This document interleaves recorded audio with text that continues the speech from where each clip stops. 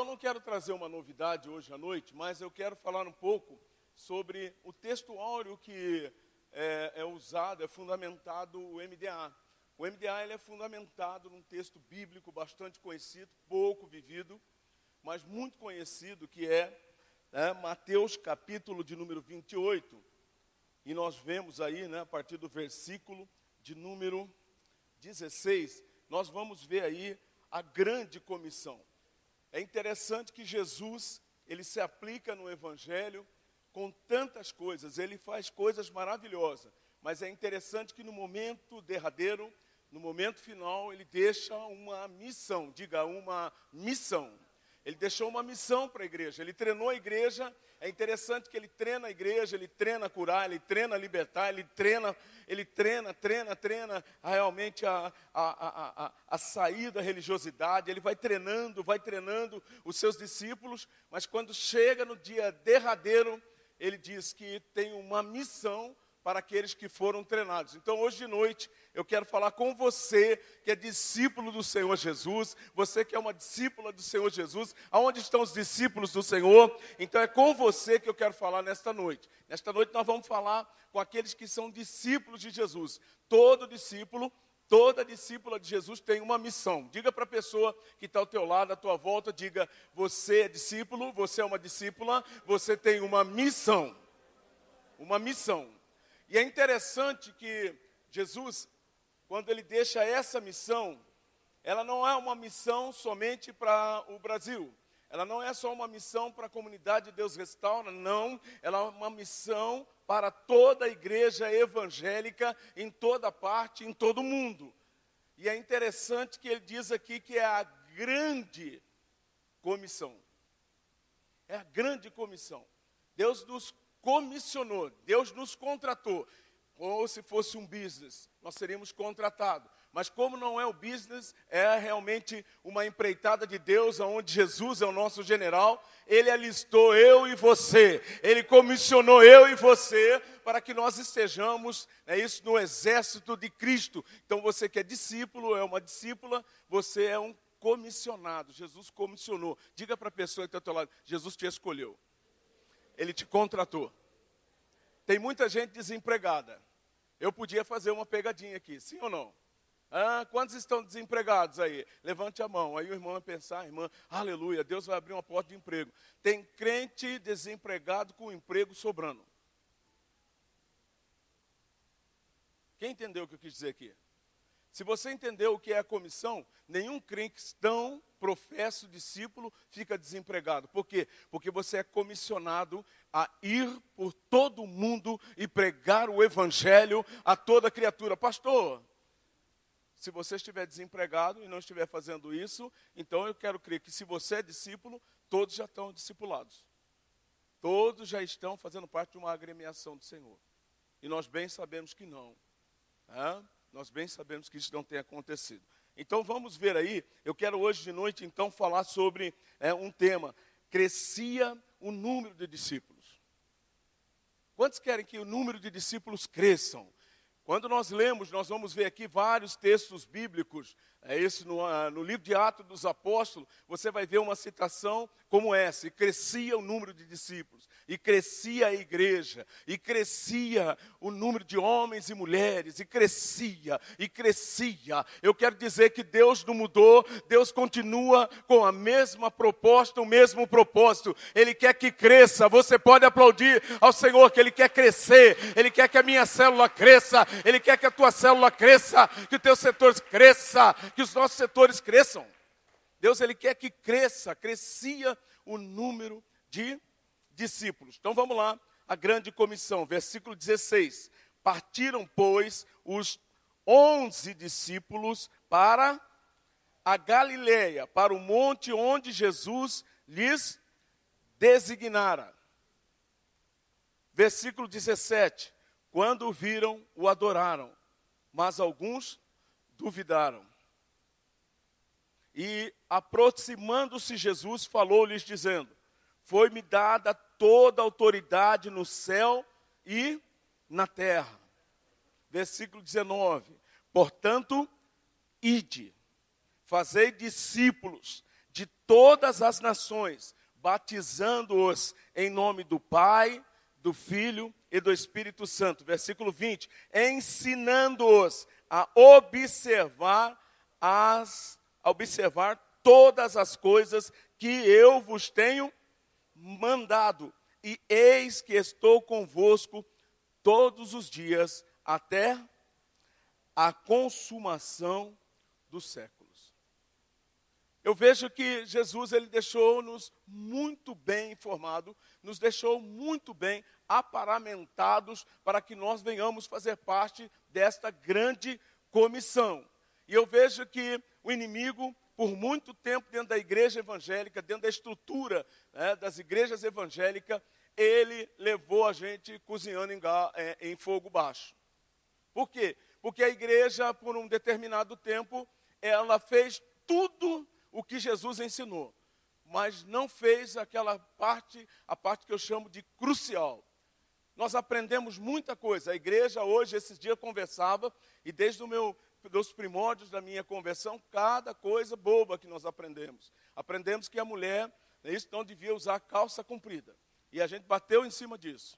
Mulheres não podem usar calça comprida. Passou um tempo, nós entendemos que isso era um desserviço. Por quê? Porque a origem da calça comprida foi para as mulheres. A igreja bateu tanto tempo, a mulher não corta o cabelo. E a igreja vivia em função de só olhar se a mulher diminuiu o cabelo. Deveria ter alguém lá na porta ainda com uma trena, ou com uma fita métrica. Irmã, por favor, outra irmã ia lá e media. A saia também tinha que estar abaixo do joelho, pelo menos 4 dedos. Quem lembra dessa história toda? Lembra disso? E nós achávamos que nós estávamos pregando o evangelho. Nós estávamos vivendo como cristãos. Olha, os homens não usem bermudas. Os homens não usem barba. Os homens não façam isso, não assistam televisão. Quem lembra disso? Foi um desserviço. Nós achávamos que estávamos agradando a Deus, fazendo a obra de Deus. E nós estamos vendo pessoas e pessoas, quando nós paramos para ver, se você fica preso a isso, quantas pessoas foram para o inferno? Quantas pessoas não ouviram do evangelho e quantas pessoas deixaram de frequentar uma igreja evangélica por conta dessas tradições. Tradições essas que não têm fundamentação bíblica no sentido de doutrina. Pode haver usos e costumes, momentos que isso é importante. Paulo fez isso quando nós vemos lá em 1 Coríntios, quando ele diz sobre o cabelo da mulher ser lhe dado como véu. Bem, sabemos que é um costume das judias de ter o cabelo crescido. E Paulo está pregando numa cidade portuária de Corinto, hoje região da Itália ali. Ele estava pregando naquela região e as prostitutas abriram o coração para Jesus. E elas foram para a igreja, gente, fala a verdade. Se o seu marido, que é raro, naqueles dias, não deve ser muito diferente, mas hoje é raro. Tem homens aqui? Olha como é raro, tá vendo? Demorou até para ele achar que ele nem sabe que ele é homem. Tem homem aqui? Ele pensou um pouquinho, ele levantou a mão, sou eu. Então imagine naqueles dias não diferente também, raridade de homens. Imagine se fosse hoje. Teu maridão está aí, você conseguiu achar um homem e de repente chega uma dona toda formosa e você sabe que ela é uma ex-prostituta. E ela sentou do lado do teu marido e está dando um sorrisinho para ela. Entendeu? E o seu marido também, meio desajeitado para ser gentil, em amor receber essa irmã, ele também dá um sorrisinho. Paulo pegou uma empreitada dessa. O que Paulo faz? Paulo, então, muito sabiamente, pelo Espírito Santo, Paulo fala o quê? Olha, vamos fazer o seguinte, vamos colocar véu nessa igreja. Vamos colocar véu e colocar homens de um lado, mulheres do outro. Foi o que Paulo fez. E Paulo, então, conseguiu fazer com que o evangelho prosseguisse naqueles dias. Mas hoje nós não estamos em Corinto. Diga aí para a pessoa que está ao teu lado, nós não estamos em Corinto. Nós estamos em Campinas, meu filho. Ou minha filha. Então não tem mais necessidade desse desserviço. Então a igreja ficou presa muito tempo achando que a grande comissão era essa, ficar cuidando da vida do outro. Se o outro tinha assistido televisão, jogou futebol, pastor. Não tome a santa ceia do Senhor. Jogou bola. Não podia ser criança. Não podia ter entretenimento. Bom, vamos falar a verdade, né? Eu acho que a gente podia até repensar esse negócio de entretenimento, que hoje está pior. Hoje a gente prefere ficar mais no Facebook, isso dos joguinhos que os celulares têm, do que lendo a Bíblia. Fazendo pesquisa. aprendendo alguma coisa. Mas deixe quieto. Então a igreja ficou numa empreitada que não era aquela que Deus nos comissionou. Deus te escolheu para uma missão. Diga para a pessoa que está ao teu lado, diga, Deus nos escolheu para uma missão. Qual é essa missão? A missão é ir por todo o mundo. A primeira lição que eu e você temos que aprender é que Deus, Ele fala para mim, para eu e você, para onde quer que nós formos, nós temos que ter uma coisa bem clara. Você é um representante do Senhor. Aonde você estiver, você precisa representar o Senhor. Ide por todo o mundo, aonde você estiver. Diga para pessoas que estão à tua volta, aonde você for, você precisa ser um representante dele. Ele está dizendo que o ide por todo o mundo. Ele está falando que eu e você, indo por toda parte que nós formos, nós temos que lembrar que somos o quê? Representante. Ele nos comissionou para a representação dele. Ser um discípulo é um seguidor de Jesus Cristo. E aonde um seguidor de Jesus Cristo vai, o que ele fala? Ele fala do seu mestre. Ele representa o seu mestre. Aí que mora o perigo. A igreja esqueceu de representar o mestre. Hoje a igreja brasileira está representando qualquer coisa, menos Jesus. E é isso que nos afastou. Então, como nós queremos ter aí realmente uma igreja exponencial, uma igreja fazendo a diferença, como nós queremos ter células fazendo a diferença, setores fazendo a diferença, e ouvirmos aqui, como dizia, naqueles dias apostólicos, e crescia o número de discípulos. Vamos ver isso em Atos dos Apóstolos, capítulo de número 6. Versículo de número 1 a seguir. Nós vemos aqui esse capítulo, é o capítulo que ele é aberto, falando sobre a escolha dos diáconos. Olha que interessante. Um diácono, ele não poderia ser diácono se ele primeiro não fosse um discípulo. Nós vamos ver aqui. É interessante que hoje, dentro da estrutura da visão do MDA, ninguém poderia fazer parte de nenhuma atividade da igreja se não fosse um discípulo. Ninguém. Como assim, pastor? Mas nem para lavar banheiro? Nem para lavar banheiro. Porque nós estamos falando do banheiro da casa do Senhor. Nós estamos falando de servir ao Senhor. Não é servir um ministério, não é servir um pastor, não é servir um fulano, ciclano, não. É servir o Senhor. E olha só como eles fazem essa seleção. Olha o que diz a palavra do Senhor.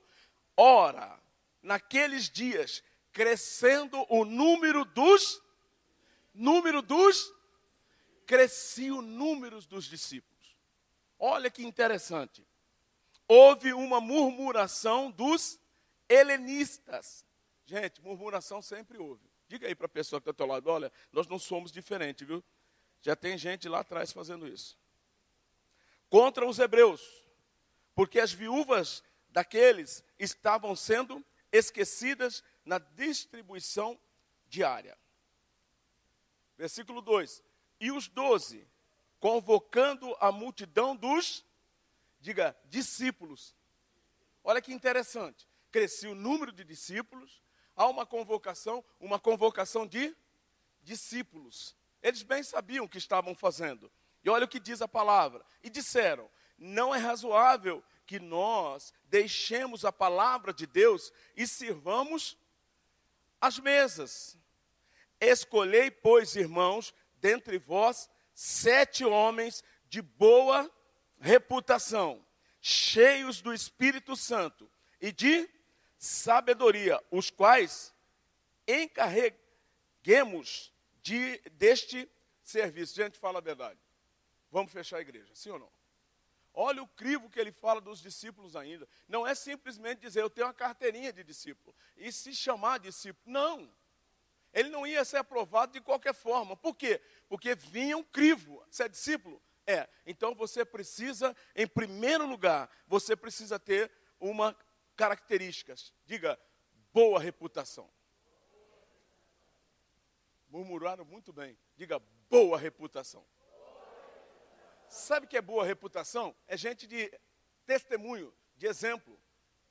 pessoas que são exemplo. Não bastava só dizer, eu sou um discípulo. Não, você precisa ter boa reputação. Depois ele diz, cheio do Espírito Santo. Não era só no culto.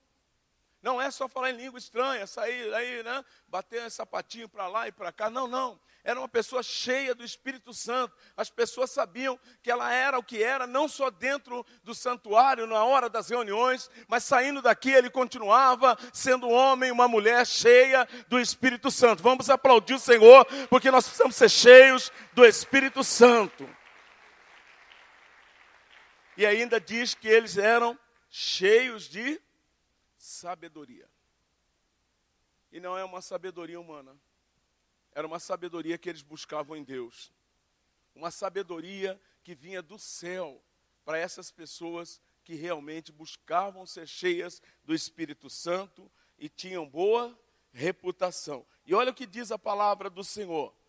Versículo de número 4. Mas nós perseveraremos na oração e no ministério da palavra. O parecer agradou a todos e elegeram a Estevão, homem cheio de fé e do Espírito Santo. Olha que interessante. No crivo que foi estabelecido para a escolha dos diáconos, a palavra fé não apareceu. Apareceu em primeiro lugar, diga boa reputação. Depois, segundo lugar, diz cheio do Espírito Santo. Diga cheio e cheio de, diga sabedoria. Pergunta para mim, onde está a fé? Pergunta aí, gente. Onde está a fé, pastor? Pergunta aí, quem quer saber onde está a fé, pergunta, gente. No versículo 5. No versículo 5 está a fé. A fé está aqui, por quê? Porque nós vemos, é isso que esses homens tinham mais atrativo do que se esperava que se tivesse. O Estevão é um homem que está acima, por isso que nós vamos ver que a história de Estevão não é igual aos demais aqui. Estevão tem uma história muito diferente. Estevão teve aí o seu nome marcado na história, até porque recentemente nós ouvimos uma mensagem aqui, tá certo? Que deixou claro que esse cara fez com que Jesus se colocasse em pé. Em nenhum outro episódio Jesus está em pé no templo, em pé ao lado do Pai no trono. Olha que interessante. Mas esse homem é cheio de fé, tá certo? Ele é cheio de fé e do Espírito Santo. Filipe, Prócoro, Nicanor, Timão, Parmenas e Nicolau, prosélito de Antioquia. Versículo 6. E os, o quê? Apresentaram perante os, e este tendo orado. Gente, isso é coisa séria. Isso é coisa séria.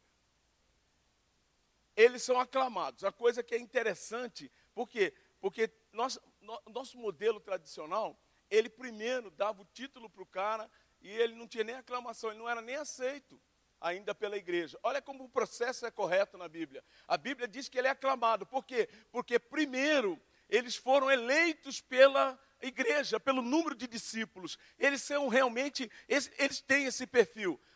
Aí levaram o nome deles para apreciação para o presbitério de governo. Aí a hora que chega no presbitério de governo, o que eles fazem? Diga, eles oraram. Eles fizeram o quê? Eles o quê? Oraram. Eles impuseram as mãos. Sabe o que é impor as mãos? É confirmar. Nós oramos e Deus falou que eles têm tudo isso. A minha oração é que todos aqui, unanimemente, todos nós que estamos aqui, nós tenhamos também essa mesma aprovação. Nós sejamos aprovados diante dos homens e diante de Deus. Aplauda o Senhor, porque é muito importante. É muito importante. Se nós queremos que o número de discípulos cresça, nós precisamos ter essas prerrogativas. E versículo de número 7 diz, e divulgava-se, diga, divulgava-se. Gente, eu vou falar para você, nós temos que mudar, é isso, os bate-bocas e as fofocas dos dias de hoje. Por quê? Eles deveriam falar isso aqui. Olha o que uma igreja que cresce o número de discípulos provoca, compreendeu, na sociedade. Sabe o que provoca na sociedade? Versículo de número 7. E divulgava-se a palavra de Deus, de sorte que se multiplicava muito o número de discípulos. Sabe o que eu quero dizer? É que quando você for falar para uma pessoa, vamos à minha célula, vamos na minha célula, aí ele vai perguntar, é a tua célula? De que igreja é? É da comunidade Deus Restaura. Nessa eu vou. Eu tenho ouvido falar da boa reputação de homens e de mulheres ali, até de crianças. Ali há boa reputação, ali há homens cheios do Espírito Santo, há homens e mulheres cheios de sabedoria. Você não entendeu nada ainda. E por que você não aplaude o Senhor? Tem toda hora a falar para vocês.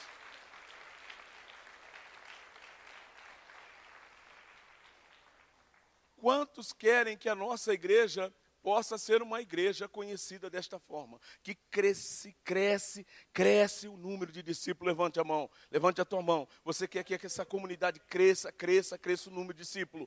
Para que isso aconteça, eu e você precisamos levar a cabo esses princípios. As pessoas precisam ver em nós essas características. Homens e mulheres cheios do Espírito Santo. Homens e mulheres de boa reputação. Homens e mulheres cheios de sabedoria e cheios de fé. Como assim, pastor? Pastor, é verdade que eu estou lá com a minha célula, ainda não multipliquei, está eu, a minha mulher, o cachorro e o gato. Mas nós estamos orando. Por quê? Porque Deus me deu uma palavra. Ele diz que eu serei pai de multidões. Eu creio nisso. Quantos creem nisso? Quantos creem nisso? Profetiza aí, profetiza. Profetiza aí o número que você crê de discípulos que você terá. Nós temos que aprender a ter fé. Nós não podemos andar porque vemos. Entendeu? Vai começar a célula, não veio ninguém. O quê, meu irmão? Meu irmão, eu vou pedir a Deus para Ele abrir os teus olhos. Você vai ver que quando você pensa estar sozinho, tem 11.001 anjos ao lado de você, ao teu redor. Você não entendeu? 1.000 a teu lado, 10.000 à tua direita, e você não será atingido.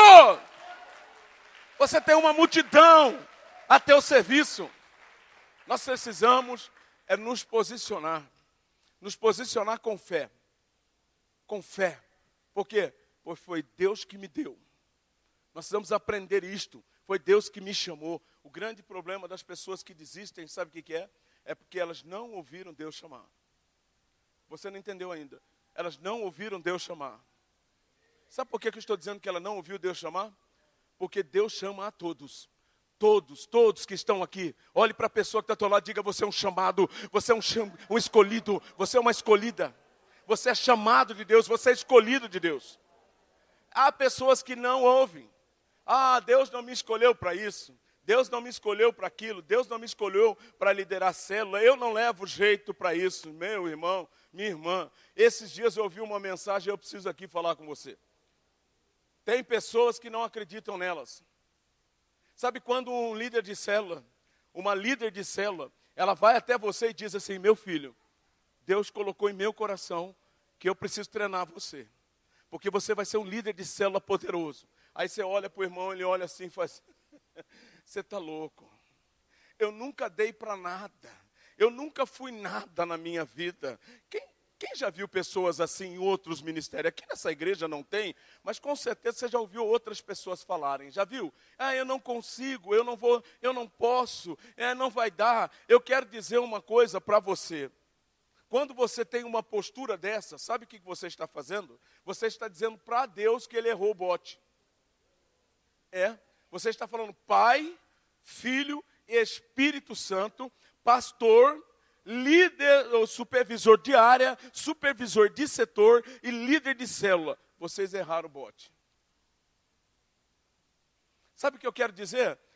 Todos nós aqui precisamos entender. Dentro da hierarquia que nós estamos vivendo, nós partimos de Deus para as pessoas e não das pessoas para Deus. Nós viemos lá do alto para dizer, há um propósito de Deus para a tua vida, para a tua família, para a tua casa. Há um propósito de Deus em você. Deus viu em você um potencial tremendo. E se nós tivéssemos tempo, nós íamos pegar Jeremias dizendo que não era capaz, que era muito jovem. Isaías era impuro de lábios.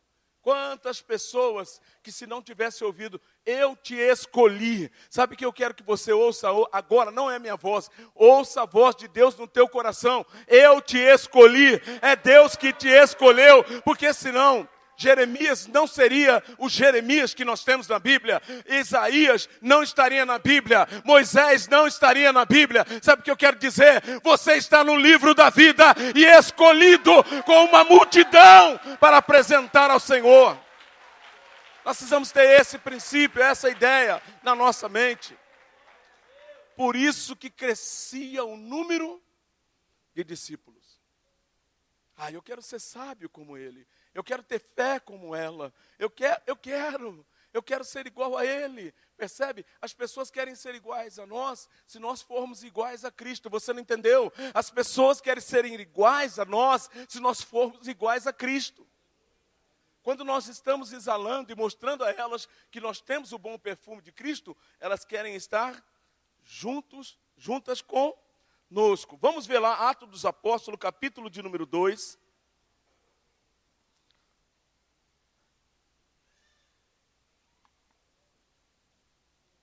Não vai dar tempo, né? Então eu vou ficar só nesse texto aqui. Uma hora dessa a gente fala mais sobre os outros.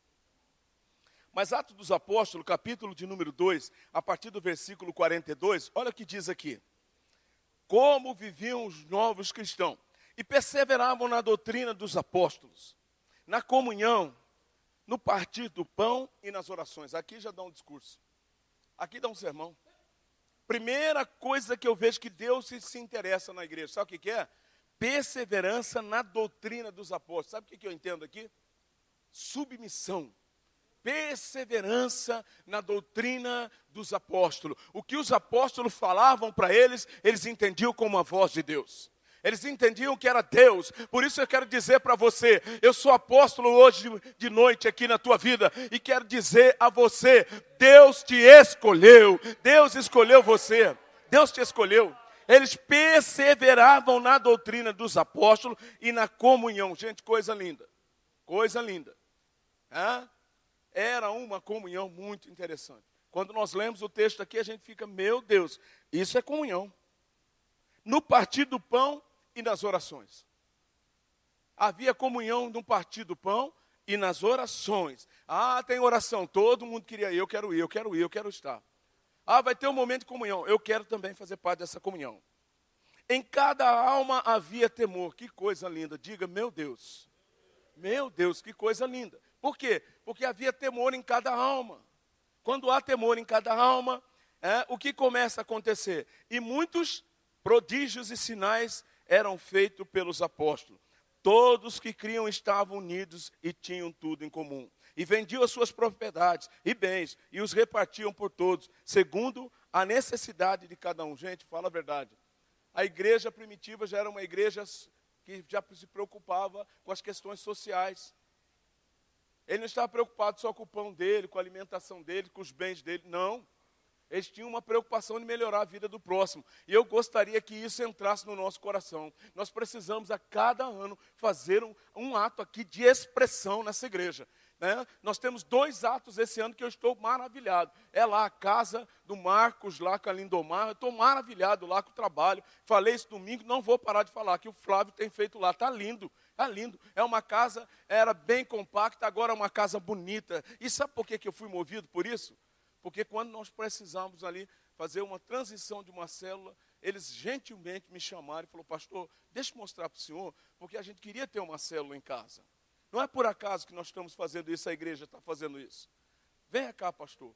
E foi um dia chuvoso, um dia difícil. E aí nós entramos, à frente da casa ainda não é cimentada, mas nós vamos cimentar aquela frente, fazer uma entrada bonita ali. Já falei com um serralheiro amigo nosso aí, vai fazer um portão bonito para a gente pôr naquela casa lá, tá certo? E aí, nós entramos ali no barro, entramos na casa do irmão, da irmã, bem compacta, simplesinha, tudo limpinho. Precisa ver que coisa linda, gente. Eu entreguei o jejum. Ali eu entreguei o jejum. Eu já falei que tem lugar que eu entro em jejum, ali eu entreguei. A hora que eu olhei ali, aquela limpeza daquela casa, porque, verdade, às vezes a gente entra em algumas casas, que a gente não sabe se entra com o pé direito ou esquerdo, se tira o sapato, não tira. né? É aquela luxo, todo aquele luxo lá, né? Mas o gato está andando em cima da pia, o cachorro está andando em cima do fogão, né? Aí aquela coisa assim, aí eu entro em jejum. Né? Mas ali eu entreguei o jejum, porque nunca vi um lugar tão simplesinho e tão limpinho, tão organizadinho. Aí ela fez aquela mesa, organizou e falou, viu, pastor, não dá para termos uma célula ali. Na hora, diga na hora. Sabe o que é na hora, irmão? É na hora. O Espírito Santo falou comigo, melhora a vida deles. Melhora a vida deles. E eu não falei nada com eles, eu fiquei com vontade de falar na hora. Olha, eu vou falar com Isabel. Eu falei, bom, é melhor falar primeiro do que falar aqui. Mas eu sei que Isabel é muito melhor que eu. Eu falei, eu vou falar com Isabel. E se ela topar, nós vamos tirar do nosso orçamento, nós vamos construir aqui uma sala, um quarto, nós vamos melhorar a vida da Lindomar e do Marcos. Falei com Isabel, beleza. Falei, joia. Quando eu falei com o pessoal aqui da igreja, o pessoal topou e a gente está lá investindo os nossos dízimos e ofertas, comprando todo o material lá, para a gente deixar a casa deles muito legal, muito bacana. Por quê? Porque nós cremos que ali é uma célula que está nascendo naquele bairro, com pessoas que estão com o coração aberto. Se não bastasse, nós conhecemos Tadeu e a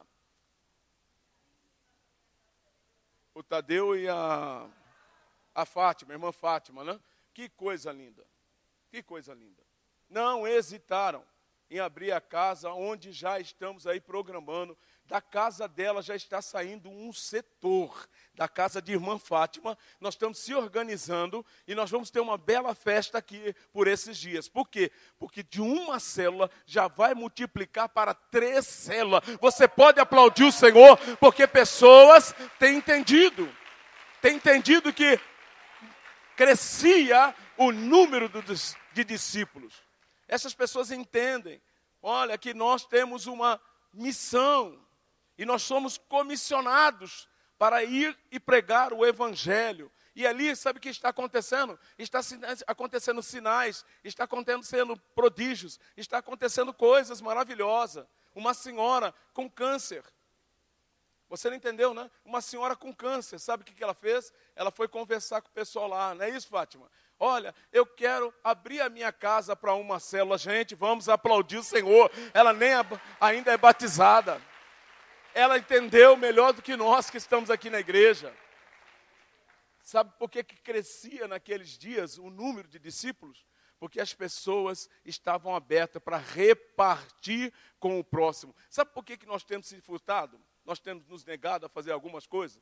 Nós não queremos entregar, abrir as nossas casas. Sabe por quê? Porque nós não temos empatia. Diga, empatia. Nós não temos. Verdade ou não? Sabe o que é empatia? Quem sabe o que é empatia? Sabe o que é empatia? É você tentar, porque é besteira, né? Eu não gosto muito dessa palavra, que é empatia, é você se colocar no lugar do outro. Então eu me coloco no lugar do outro, o outro se coloca no meu lugar, logo ele é ele, eu sou eu, então é melhor eu ficar no meu lugar, ele ficar no lugar dele. Bom, tudo bem, vocês entenderam, né? Então, é o quê? A empatia é para nós nos sentirmos, ao menos estarmos sensíveis à flagelo do outro. Agora, pensa bem, se você estivesse no lugar dessas pessoas que têm carência, têm necessidade, qual seria o teu pensamento para aqueles que pudessem te ajudar? Estender as mãos. Por quê? Porque é esse pensamento que você está produzindo nas pessoas quando você tem e não estende as mãos. Esse mesmo pensamento que você teve. Que egoísta. Quem pensou nisso? É egoísmo. Quem pensou no egoísmo? Levante a mão comigo aí. Ah lá. Está vendo? E tantas outras coisas nós podíamos colocar aqui, tantos adjetivos que não caracterizam o cristão. Naqueles dias havia isso no meio dessa igreja, eles tinham essa empatia. Olha, eu não tenho, então eu vou dar. Olha lá, então havia muita empatia. E eles vendiam tudo que necessitavam. Versículo 46. E perseverando unânimes todos os dias no templo. Gente, fala a verdade. Nós estamos reclamando. Pastor, agora todo dia nós estamos na igreja. Ué, você está parecendo crente de verdade, gente. Você está parecendo discípulo. Todos os dias, diga todos os dias. E eu vou falar a verdade. Eles não tinham carro. Eles não podiam chamar o Uber. Viu? Eles não tinham luz elétrica. Eles não tinham asfalto para caminhar. Olha que dá para colocar aqui uma série de empecilhos para que eles ficassem orando em casa. Sabe, o apóstolo Paulo, Petrão, sabe como é que é, mano? Ontem eu não vim porque choveu muito. Sabe, nós não viemos porque aconteceu isso. Chovendo, fazendo sol, olha, fazendo vento, chuva. E nós estamos falando da Palestina. Nós não estamos falando de um lugar qualquer. Porque as reuniões eram de dia na sinagoga. Essa turma tinha que andar pra caramba no sol, em média de 40 graus Celsius. E iam alegremente. Não fazia cara feia. E o trabalho deles não era um trabalho como o nosso. Pastor não era. Você imagina esses pastores pastoreando, né, as ovelhas lá no meio desse solzão causticante. E ainda chegavam no culto dando glória a Deus. A minha oração é que Deus faça com que nós nos despertemos com esse perfil, com uma igreja que seja uma igreja unânime. Todos os dias, diga todos os dias, no templo. Você viu? Todos os dias. Né? Alguns só falou no templo, porque a maioria é em casa, na academia. Né? E outras coisas mais. E aqui não é todos os dias. Para aquele que é melhorzinho, ele tem segunda aqui, terça aqui, aí quarta não vem aqui. Quarta é na célula, está lá na tua casa. Se você fosse um discípulo mesmo, sua casa está aberta, você não precisa nem sair. Ah lá, a ideia é boa. Quinta-feira também, você não precisa vir aqui. Sexta-feira também não vem. Olha só. Sábado também não vem. Só domingo. E assim mesmo nós não conseguimos. Fala para a pessoa que está ao teu lado. Nós precisamos melhorar. Precisamos melhorar. E olha o que eles dizem aí. E perseverando unânimes todos os dias no templo. E partindo o pão em casa, comiam com alegria e singeleza de coração. Gente, fala a verdade. Crescia o número de discípulos. Diga, cresce o número de discípulos assim. Fala a verdade. Você olhando para uma igreja assim, você não tem vontade de ser crente daquela igreja? Olha, tem vaga aí. Calma aí que nesse turno você não entra. Por quê? Já está lotado. Eu quero fazer parte de um negócio desse. Né? Versículo de número 47. Louvando a Deus e caindo na graça de todo o povo. Gente, todo o povo. Não é brincadeira. Toda uma cidade falava desse movimento. Falava desse discípulo. E olha que diz a palavra do Senhor. E cada dia acrescentava-lhes o Senhor os que iam sendo salvos. Nos coloquemos em pé, eu tenho que parar por aqui que o tempo não me permite mais. Eu queria ainda falar sobre Atos capítulo 5, versículo 14. Eu queria ainda falar sobre Atos capítulo 16, versículo 5. Eu queria ainda falar sobre Atos capítulo 19, versículo de número 20. Nós, nesses textos, nós vamos sempre encontrar uma multidão afluindo para a igreja. Nós vamos encontrar um número de discípulos crescendo. Sabe qual é a minha oração? É que a partir de hoje, Deus, pelo poder do Espírito Santo, vai colocar em mim e em tua vida esse mesmo desejo de ser homens cheios do Espírito Santo, perseverar na doutrina, cheio de fé, cheio de sabedoria. Nós precisamos ter essas características. Se nós tivermos essa característica, a tua célula vai bombar. Você não entendeu ainda? Tua célula vai bombar. Teu setor vai bombar. A tua área vai bombar. O teu distrito vai bombar. A sua região vai bombar. O teu núcleo vai bombar. Você pode aplaudir o Senhor, porque crescia. E aplauda o Senhor, porque continuará crescendo o número de discípulos. Em nome de Jesus. Através da minha e da tua vida. Só assim crescerá o número de discípulos. Só assim crescerá o número de discípulos. Amém? Agora que vocês levantaram, pode sentar. Pode sentar.